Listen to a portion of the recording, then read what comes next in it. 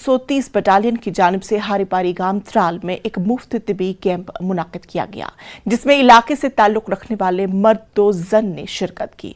Camp में मरीजों का इलाज मुआवजा के लिए मुफ्त अद्वियात भी तकसीम की गई। सीआरपीएफ कैंप के कमांडिंग ऑफिसर ने मेहमान खुसूसी की हैसियत से शिरकत की। कैंप के इख्तिताम पर शजरकारी भी की गई, जिसमें स्कूली बच्चों ने खासी तादाद में शिरकत की।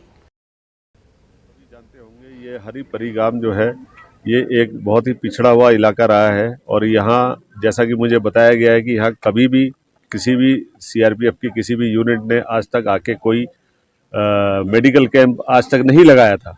तो इसीलिए हमें लगा और यहाँ के जो आवाम है वहाँ उनके जानिब से भी हमारे पास रिक्वेस्ट आई थी यहाँ मेडिकल कैंप लगाने के लिए। तो आज हम आ गए हैं अपने डॉक्टर्स और अपनी दवाइयों को लेके। सिलसिला जारी रहेगा।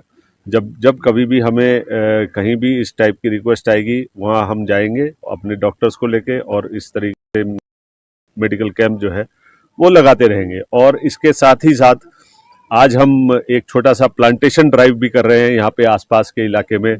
थोड़े से अपना थोड़ा बहुत जो हम योगदान दे सकते हैं वो करने के लिए हम आए हैं और प्लांटेशन भी हम कुछ पेड़ लगाएंगे यहाँ पे आसपास। Commissioner secretary social welfare Sheetal Nanda ने आज पुतल बाग पांपोर में यतीम खाने का दौरा करके कामकाज का जायजा लिया। इस मौके पर यतीम खाने में मौजूद बच्चों के लिए तमाम तर सहूलियत बहम रखने की सेक्रेटरी ने अफसरान को हिदायत दी। यतीम खाने में 15 के करीब बच्चों को हॉस्टल बाकी चीजें महकमे सोशल वेलफेयर फराहम कर रहा है। कमिश्नर सेक्रेटरी मैडम का विजिट आज यहाँ पे था। हमारा यहाँ पे एक बॉयज़ ऑर्फनेज है जिसका नाम है मरकज़ी फलाह इतफाल सांबोरा पतलबाग में है।